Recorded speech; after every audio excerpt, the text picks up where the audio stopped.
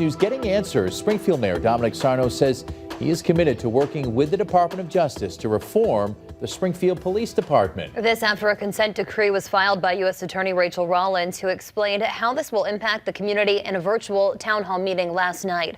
Western Mass News reporter Paris Dunford learned how Mayor Sarno plans to implement these changes. Back in the beginning of April, U.S. Attorney Rachel Rollins announced an agreement between the Department of Justice and the Springfield Police Department after a lengthy investigation into a string of misconduct claims.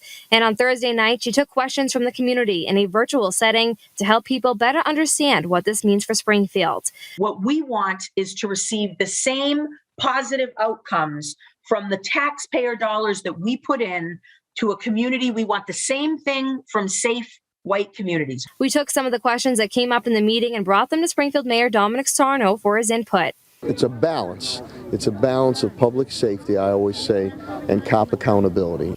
The consent decree, as explained by Rollins, requires a lot of change within the department and how the force interacts with the community.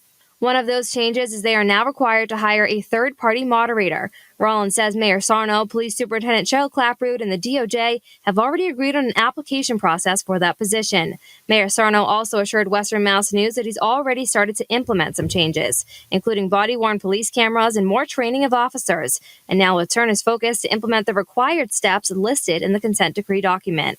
Mayor Sarno says he's already set aside money to make these changes in the department. I made the commitment right from the start. Many people at Thursday night's town hall had asked about a timeline for the reform. Things seem to be up in the air right now, since the judge still has to formally approve the consent decree. But Mayor Sarno says the changes start right now. They were indicating about possibly a 2-year phase that we could revisit this and, continue on the process and the progress that we have been making. Reporting in Springfield, Paris Dunford for Western Mass News.